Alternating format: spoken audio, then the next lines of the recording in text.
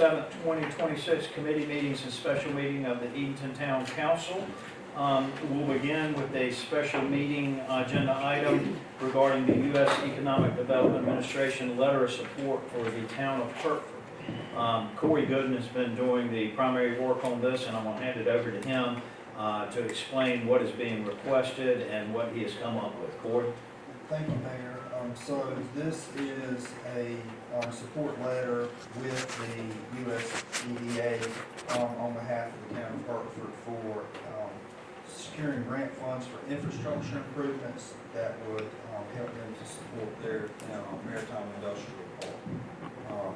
I did have a conversation with the town manager this past week and the county manager there. And in the greater scheme of things, their ability to actually provide the services that are needed as a whole for the industrial park is what they're requesting our support from. We have done some due diligence on the project, and one of the things that we have thought of is the ability for us to show them that any of the improvements we can see in the northeast for Edenton, Hertford, or Elizabeth City would greatly improve the area as a whole. And so basically they've got a deadline coming up within the next 30 days and would like for us to send this in once we got the opportunity. Chester, do you have anything else to add on the part other than this being for the entire site? No, sir, other than it's a grant request to help them build a power substation to provide sufficient power to the industrial park there. And for us, at the current capacity, would not be able to do that without this grant fund. And council had originally expressed some concerns about this, and you have listened to those concerns, and this is the latest iteration of it. That's correct. So do they ask other areas too, other than us, or? I don't know. The word from Electric Cities is that this is the first time that US EDA has asked for any sort of letter of support. This is now their standard over the past 6 months. And through Electric Cities office, through an NC East Alliance off, all the economic development kind of partners that have dealt with EDA before. So that, yeah. It's the first for us and the first for them, on this type of grant. And this is a special meeting agenda item as opposed to a committee meeting agenda item. So action is needed on this. If there are no other questions or comments, I would entertain a motion. So moved. Second. Okay, we've got a motion and a second. All in favor of signing the letter of support to submit on behalf of the U.S. EDA grant for electric improvements at the Maritime Industrial Base in Hertford, please signify by saying aye. Aye. Any opposed? Now we move to our committee meetings, and the first committee meeting is the Finance Committee, chaired by Councilman Dixon. I'm going to hand it over to Councilman Dixon and also Corey Gooden. Yeah, Corey, I'll let you go through this with the council. Okay, all right, thank you, Councilman Dixon, thank you, Mayor Hyde. On July 7th, the Senate Bill 474 was signed into law by Governor Stein, and this resulted in new legislation. The original fiscal year 26-27 budget and budget ordinance was approved on the 29th of June. This was directly impacted by the tax value moratorium that included Chowan County and the town of Edenton from using the newest 2026 values. The legislative change does significantly reduce the taxable value and directly cause the town to have a shortfall in our anticipated budget revenues. As a result of this change, what I wanted council to see tonight is what if we were to do an amendment that was simply a 1-to-1 on what was originally shared, that would equate to the 55.5-cent tax. So consider that really kind of our ceiling. Really for us, we have gotten some legal clarity from the town attorney on the exception to North Carolina General Statute 159 for the Fiscal Control Act that we have the ability to do this and put it, confirmed today that, in addition to amending the original budget ordinance, if there is an amendment, if council wanted to consider any type of changes to the budget, that would also be allowable. I know there was some uncertainty when we talked about that before, as is it only allowed just to do one-to-one? Or if you can do one-to-one, well, can you do one-to-one and actually try to continue to reduce things based on those values? And council does have the ability to do either or. He did advise us whenever we got to the point of approving the new budget and budget ordinance, that a preamble stating our legal stance would be included with that budget ordinance. We got a draft of that today. So what was shared in the packet tonight, and really what I wanted us to do, is I wanted council to see what the equivalent was with no change at all. And so basically tonight, we're not really looking for any action from the committee or the council, but we would like to really get some directive, since there's really quite a substantial step up from the original tax levy up to where it is now as a result of that Senate bill. So really this is more open for discussion, and based on, and we want to do this sooner than later, we have until January 1 of 2027 to really take action on an amendment. However, You can wait that long. we could, but we are advising council against that. We need to really kind of take action sooner than later. But we wanted y'all to understand the full legal steps going forward, what options you have, and really provide the entire council and the committee an update. So Maybe the thing to do is, we could, I don't know whether we want to all get back together, or the finance committee could get input from y'all about what, basically what you want to cut. Yeah. And then, we could get together with Hack and try to come up with a proposal considering what y'all put in there. Is there a recommendation from administration? And one thing I do recommend, we've been really focused on the employees the last few years, making some changes, making some improvements to benefits with pay, with salary study, et cetera. The one thing that I do want to recommend to this entire board is that if we do make a budget amendment and a resulting budget ordinance, that we at least allow us to go back and look at what the training and traveling requests were from these department heads, and whatever revision we go for, that we at least take the list that the department heads provided back and get at what they've requested at a bare minimum for training. Right. We want to continue to focus on the staff. We want to make sure folks can get certifications and training. They need to continue what they have. So, right now, if you look, everything's really kind of zeroed out as we work through the general fund changes. So whatever iteration the council comes up with, I think we need at least the bare minimums of what the department heads have requested for training. Does this include department heads adding or requesting new positions too? And I know that's all lumped in salary and wages, and it's kind of hard to see exactly what's been added for the. One of the things we could look at is look at the current staffing and say, look, if we've got a void, let's hold on the void. If you have existing employees that you're wanting to push forward to get additional training, and you've not filled that vacancies, that's one of the things that Virginia and I can prorate as far as trying to free up. A hiring funds.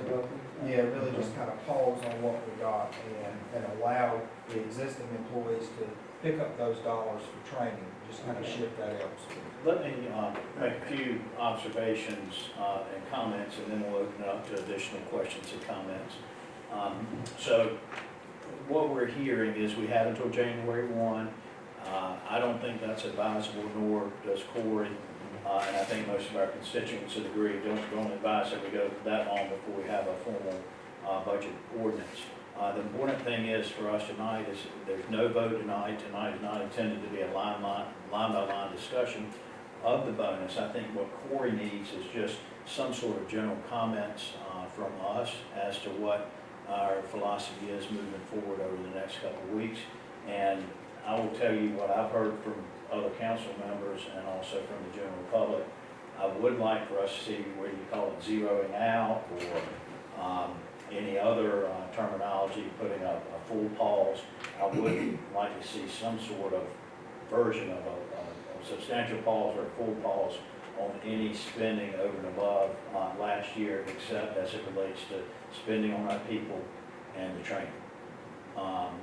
But everything else, if it's something dire, we'll consider it. But as far as new capital purchases, new positions, new anything, I would like to see some sort of pause, whether it's 100% pause or something substantial.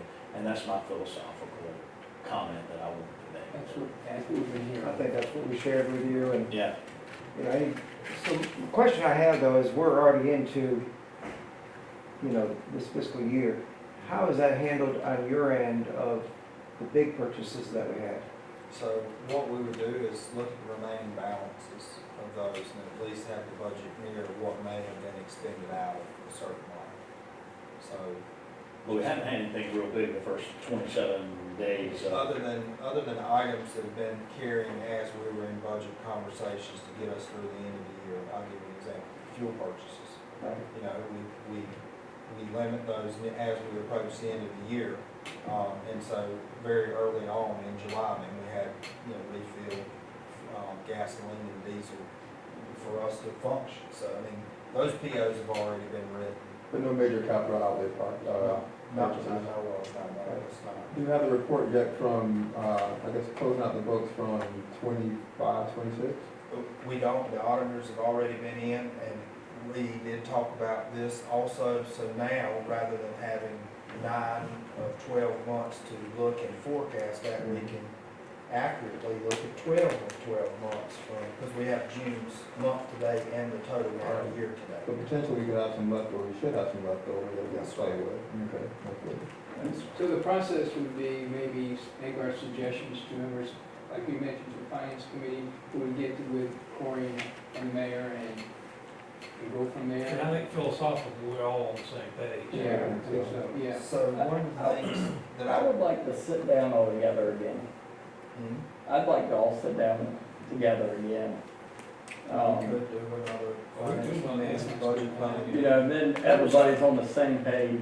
We've all heard the same exact Yeah, I guess. information. We didn't have everybody there, and I'm not giving anybody a hard time that couldn't make it, but it was a very productive session, those of us that were there, and we might, And I now, mean, meet all the time anyway, what's one more meeting for us? It was very productive, I thought, and I agree, because it's a whole new ballgame now, and I found it to be quite helpful. yeah, I think we could go quicker since we've gone through it once before. Now we kind of know what those items are. I think What's we- it- Maybe the finance committee can then come up with some recommendations before that That'd be meeting, great. so that we don't have to go through the, yeah. Yeah. Yeah, So right, right. that might And be- what's already in the agenda now is what it looks like now, basically, or how it looks. That's right, Okay. that's right.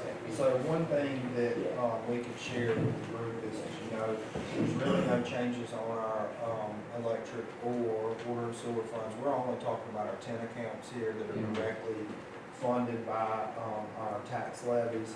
So one of the things that I would like to recommend, if there are certain lines in these 10 accounts that are of question, to at least kind of generate that list, and then we can have a forecasted budget that really kind of shows what that means.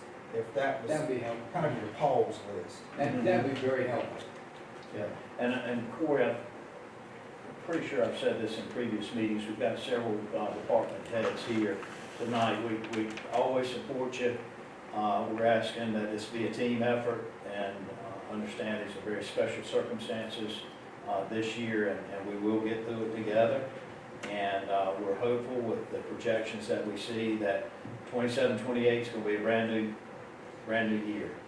We've got a lot of things coming on board now, and we anticipate to see increases in our sales tax and some other things that are really going to help us out. So just bear with us. We support you. We're not turning our backs on you, but it needs to be a team effort. So, Perhaps those department heads could let us know ahead of time also what is A priority. more, yes, exactly. I've requested for that before. I would like to see a priority list from all the departments, and we can rank it. Well, certain training, like certifications, some people have to have those certifications. You know, as far as capital outlay, You're items, talking like capital, a okay. truck or vehicle or Okay. a piece of Or equipment. staffing. Yeah, and staffing, because Staffing's- unless it's absolutely crucial, No, I'm gonna be looking at yeah, I'm gonna be looking at a freeze, that's my recommendation, unless it's, Yeah. you know, if chief loses 9 officers, you know, but that wouldn't have a budget, implication if we added 9 back, but if it's something that's absolutely crucial, we need to know about it, but, if not, well, I think we need to seriously look at a freeze. So I think everybody has a good feel for where we are, and I hope we've explained it to the general public where they understand what we're going through and what the process is moving forward. So, This where you can get us some dates that work for everyone. Yeah. if you can. So, we're gonna look at, some dates to get us all together, and you'll be working, with Councilman Dixon as chair and me as mayor, on, putting something together, prior to that meeting, and also prior to our, next meeting in August. Yes. Okay. Next, we'll move to the Utilities Commission, or Committee, and that is chaired by my friend Councilman Bond. I'm gonna turn it over to Corey also. I had a feeling you were gonna say that. Yeah, you know me, don't you? Yeah, you didn't call him boss man, though. You normally call him boss man. Yeah, I called that on the phone. Okay, we'll hand it over to you, Mr. Manager. Thank you, Councilman Juan. I did ask that Hunter and Dustin were here with us today because this discussion does kind of affect both very equally. Hunter and Dustin have been working over the last 6 or 8 months with the property owners located at 251 Yopian Road. And really, when you think about the street front, it's really off of our Hertford. This is the property to the north of the Pelican, PBNM, and the Blue location there off of Old Hertford. And this would be for roughly 14.2 acres of the property, which is part of a larger tract. And this land purchase for us would be for consideration of the future relocation of the electric department, and would assist with the residential improvements that we talked about for highest and best use along West Carteret Street. And in addition to that, it's very likely that some of our neighbors are concerned with the ever encroaching kind of residential fields, because we're really growing with our electric department. And if you know that that department supports over 4,300 homes within the county. So the trucks, the equipment, the needs is not just town related. I mean, we go as far as Valhalla all the way out to Drummond's Point. So I mean, it's quite a big footprint, and as a result, supplies, vehicles, etc. for that large of an operation is really starting to kind of push itself out. Hunter and Dustin have worked with the town attorney to do what would be considered a part sale and part in kind transaction to acquire this property. This transaction would be for the purchase price totaling $44,900 and an in kind for 3-phase electrical build out for the landowner to the dollar amount of roughly $40,000. I wanted to make sure that Hunter and Dustin got a chance to really answer any questions. The survey material was included in the agenda packet for us to consider. I know when we went through the last 2 years worth of budget discussions that we had put aside funding for the electric department for land acquisition to find something that really came in at half of what the budgeting was. Really is very impressive for this large of a tract. Hunter, Dustin, you want to add anything? I would, so, first off, thank y'all for having me tonight. I wish I could have gone before the meeting about the. I was like, what is something up here? But no, I mean, this has been something we've been working on for a while. We do get a lot of complaints where we're at now, loud trucks, everything like that. Again, we're a growing department. Seems like trucks get bigger, transformers get bigger, poles get bigger, and we're still in the same lot that we were from the 40s. this is something that, you know, we had the opportunity after talking with the farmer about this land. They had come to us prior about wanting this three-phase line for new power for some well sites out on their property. And we thought maybe we could work something out. In talking with them, we were able to come up with this. It does at least, you know, put our foot in the door. Obviously, we know this is a long process, but, you know, this gives us potential new home. And when I think of our system as a whole, as Corey said, we serve a lot of members in the county as well as in town. And it seems like that center point is slowly shifting slightly out of town. I mean, obviously, we're still right there on the outskirts. We can be in town in 30 seconds, but we can be to Cape Colony, the airport, anywhere in that area, just as easy from that side of town. It's just something that we hope y'all will take into consideration. And if anybody has any questions, I can do my best. Hate to be the one to ask this question, but they want to do it now, huh? Well, so, yes, we wanted to try to get it done in last budget year when we had the funds already allocated. We tried and tried and tried, but it was just getting the formal documents, getting everything ready to where we could bring it to y'all. We had everything right on the bubble just before the year ended, and we finished it up right after the year ended. So it hit a terrible time. I guess the good thing about it is that the funds were previously appropriated in the previous budget. So You know, every dollar does count, but it was already previously allocated. My only concern would be, I guess, the residents is going from one residential area to another residential area. Have we got any feedback from the residents on Old River Road? Well, I know Councilman Bond. I was getting ready to ask that question because you were talking about 251 the open road off of Old Hereford Road. We're talking about the parish farm, right? that's correct. You're not talking about directly within the community of Hereford Road. You're talking about like going out towards the base.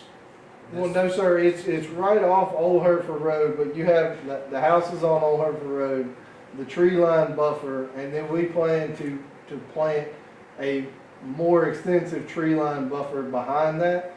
So there would probably be 200 plus feet of woods and thick woods between the residents of Old Hereford Road and any, you know, structures that were the towns.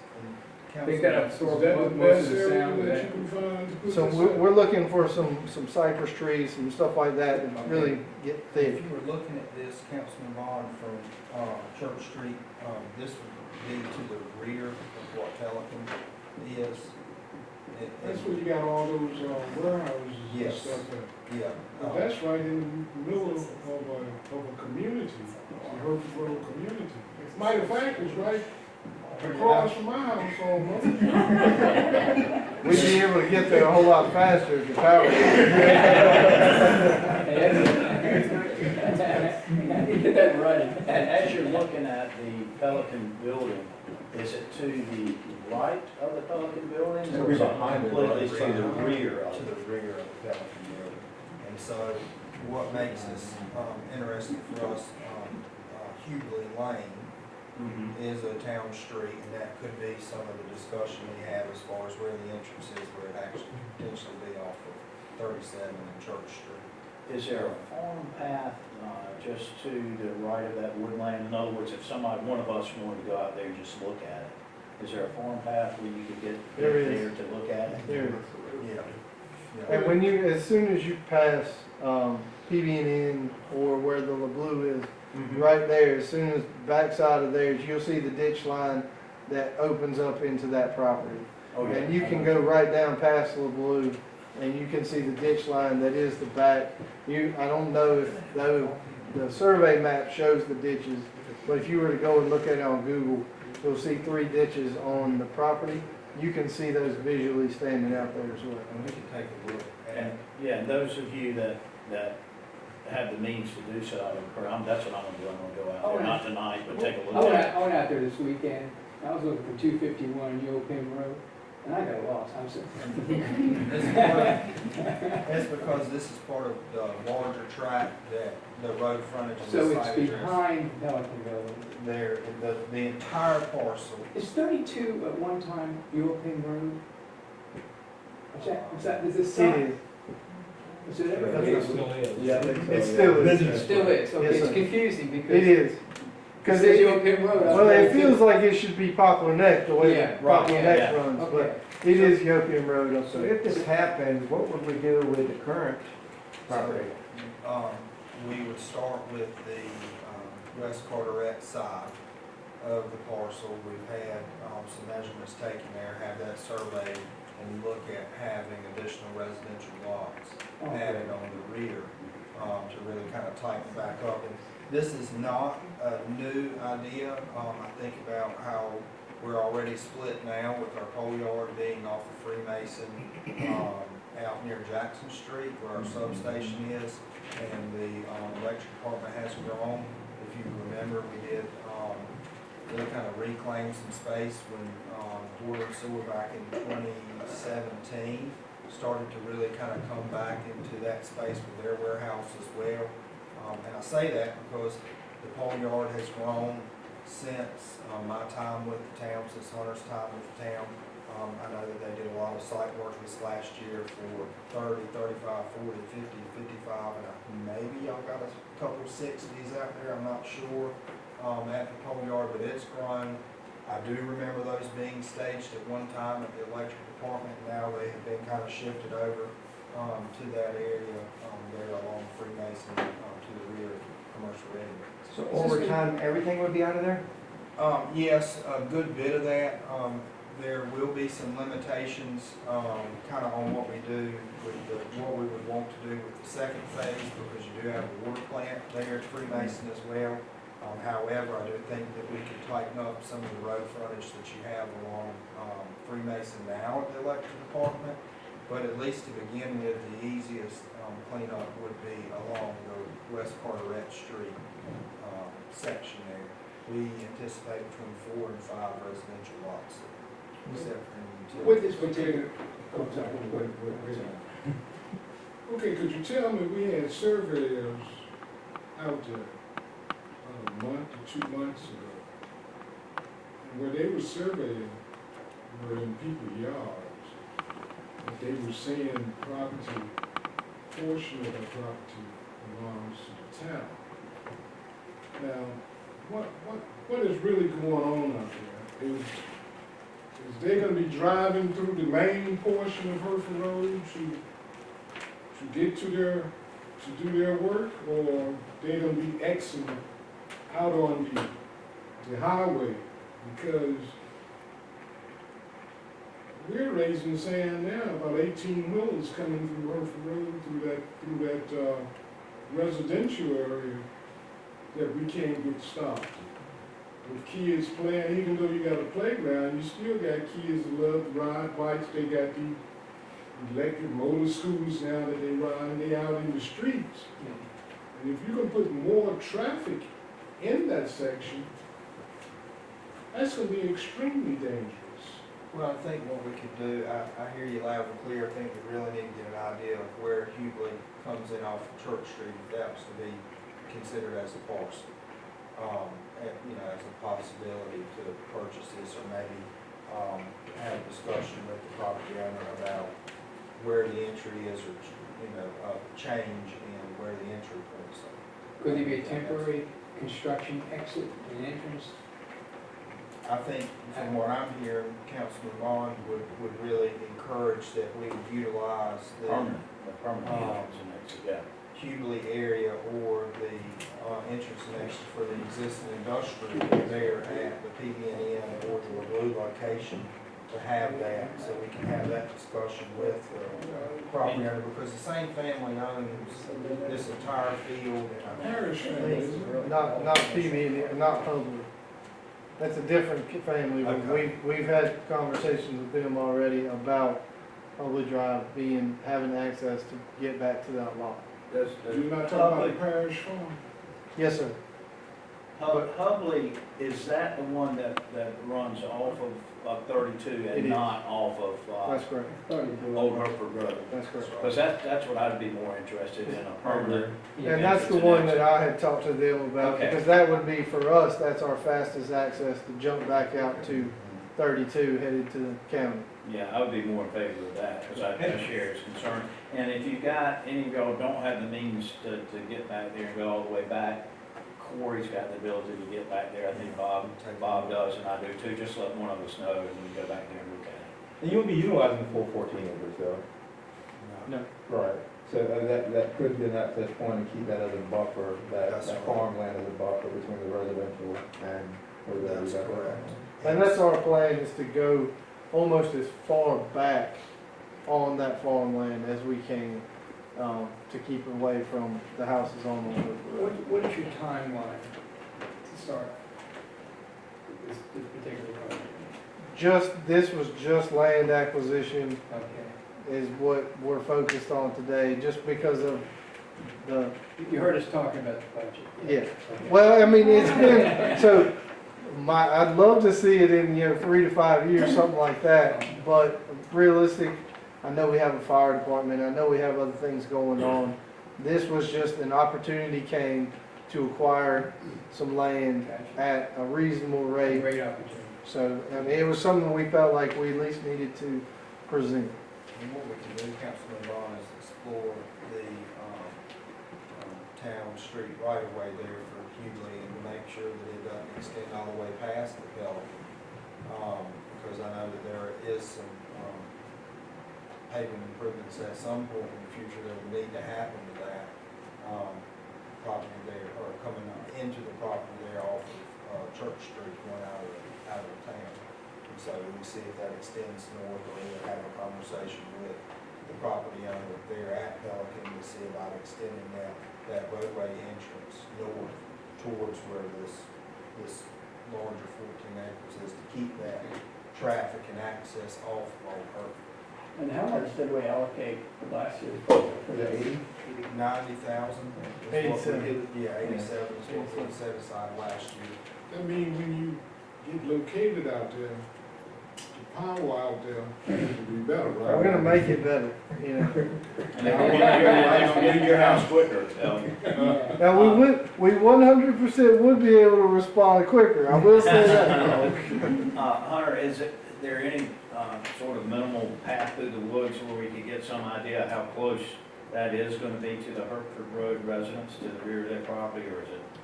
I'm not gonna go walking through there this time of year, I'll tell you No, I that. wouldn't do that. You can, there is a pull off where the farm equipment does enter. If you got a four-wheel drive truck, you should be able to walk, drive back there a little ways and see. But my suggestion would be to pull down past LeBlue. You can pull over there into the field, pull right up to the edge of the buffer and see everything. Kind of see, okay. And I'll be glad to go out there with anyone that's interested in And hunting. I would as well. Yeah, if anybody wants to do a site visit before the next meeting, let's do that and make sure these concerns are addressed and we can see it with our own eyes. I have one final question. Are there any funding opportunities through Electric City to help, fund a new facility? We can look, I'm not sure of anything, most of their opportunities come centered around some type of economic development Okay. opportunity going on. Okay, good discussion. All right, next, that concludes our Utilities Committee meeting. We move to the Public Works Committee chaired by Councilman Costin. We've got a speed reduction request on the 500 to 800 block of North Oakham. I understand that's Freemason up to Blade. Is that correct? That's correct. And I'll hand it over to Councilman Costin and our town manager. Thank you, Mayor. So I had a brief discussion with Corey. At this time, I would like to explore some other options into reducing the speed. I took the opportunity to drive from Broad Street all the way down to Water Street. And my concern is it could be perceived as a speed trap, and it's just inconsistent, too quickly changing speed, going from less than a half a mile to 35, 25, 35, and 25 again. I think there are some other opportunities that we could potentially explore. So I would like to table that and have a discussion with you and whomever else, so we can, figure out some alternatives. Can I ask a question? Mhm. We're talking about traffic going in, school, kids walking to school, going across crosswalks and all that stuff, right? That's what the concern is. Mhm. We've got a bunch of police cars on that street every morning that school is taking in. We've got two on the street that the firehouse is on. We've got 3 or 4 on Oakland Street by the crosswalks and when people turn in and go to the school. If somebody's gonna speed, if all those policemen's up there, they gonna speed anyway. I don't care if we drop it down to 5 miles an hour, they gonna speed. Because all you can see is blue lights all around there in the morning. Corey, I think at one, The reason I know is because when I get out the gym at 8 o'clock, I kind of ride through, that's part of my ward, I try to ride through there and see what's going on, you know, folks call and say this is happening, that, and I try to take a close look before I go lock myself up in the house for the day. And we know you aren't speeding. But there are a whole bunch of law, am I wrong, chief? No, sir, because you'll have our officers and the sheriff's department's deputies there as well in the morning and afternoon. Chief, what's your reason for going to 25? Last year and a little bit this year, we've had some of the administration, have show or express concerns about the kids walking back and forth to COA. So that's kind of what we've been going on. Yeah. and that was That was during, different. Yeah. that was during the transition, well, Yeah. doing the new high school, is that right? Yes, sir. Okay. Where does it become 25 now on Oakland? Church Street. My thought is that if we were to implement it, I wouldn't want it to be a permanent thing. There's some, I know once before with Dr. Sasser and a few others, we had talked about, I guess, changing the landscape a little bit, putting in some crosswalks and different things like that. Is that right? That's correct, and so it's really kind of the first step of this, when we started partnering with the county on the high school project, we knew that Park Avenue, Freemason, and the rear North Oakland Street areas there, and those 5 neighborhoods have to have some improvements. And so this is really kind of the first thing, we've been talking about our crosswalks and our parking and our access to go from east to west here. One thing we do need to be aware of now that this is a completed high school and traffic there, that we will have a lot of in and out on the rear that was a little different than what we had before, as the way that they're kind of directing traffic now. So we do need to be mindful of that. But we at least wanted to try to bring up this idea, because you still do have a lot that are either driving to COA or walking to COA, or will be entering and exit along Oakland. Right. And so there will have to be some safety improvements. We're already getting measurements and getting things mapped for crosswalks. We've even explored the idea of the cost of some of the caution lights that are there during the school loading and unloading times. I think there's some pretty extensive cost associated with those, $12,000 to $14,000, if my memory serves me correct, to do Will that. DOT step in at all, being that that's a DOT maintained, street? That's the price from DOT to do those, and so. Would that be on their dime? That's what I'm asking. Be on the county or the school system style. I would assume We don't mind. move the whole thing to 25 to avoid the speed trap, kind of like we've done with Granville, where we got a lot of kickback of this is gonna be awful, it's gonna take forever, no one's gonna be able to go downtown for lunch, and that has not been a problem. So what I would be open to doing is possibly doing like a school zone, like the front of the school. There's a school zone, 25 miles an hour while school is in session. They call it the false front. If you It ask is, administration, it is. the front is Oakland. Right. You But have I to would be call false open- front. Yeah. I'll be open to that. I did have an opportunity to connect with some residents in the area. They're not in favor of reducing the speed, but I think the compromise personally for me would be to have a school zone that mirrors the front of the school. False. Along with False. the improvements, crosswalks Correct. and other things, That's not right. let that be the only thing. Right, and that way the reduction isn't just all day. Well, one of the beauties of the committee meetings are that we don't vote when things first come up in committee meetings, and it is designed to allow us to have more conversation before we vote on it, and that includes more conversation without some specific recommendation, but That's right. I can go along with what Councilman Constant is saying. Let's look at other alternatives, look at hybrid approaches, and come back and discuss this at the next meeting. Yeah, but don't get me wrong, man, I'm for keeping our kids safe. Yeah. You know, because the last thing I want is for a student to be walking across the street, going either place, getting hit by a car. But what I was, what I was talking about, what I observed in the morning when school was taken in, you got foot traffic, bus traffic, parents dropping kids off. You've got a heavy amount of police there. And like I was saying, if somebody can speed around policemen, we could drop you anywhere and they just gonna speed. But all these other precautions, I'm for it. Anything to keep the students safe, I'm for that. Because last time we wanted somebody to get hit out there. Couldn't agree more. Yeah. So Corey, if we can connect sometime over the next week or so and have some discussion, that'd be great. All right. Y'all, very productive meeting. I like the time of it. Very much so. I'd like to thank our citizens, as we always like to thank you. Thank you for being here.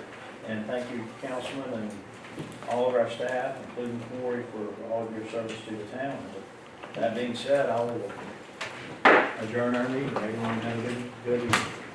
All right.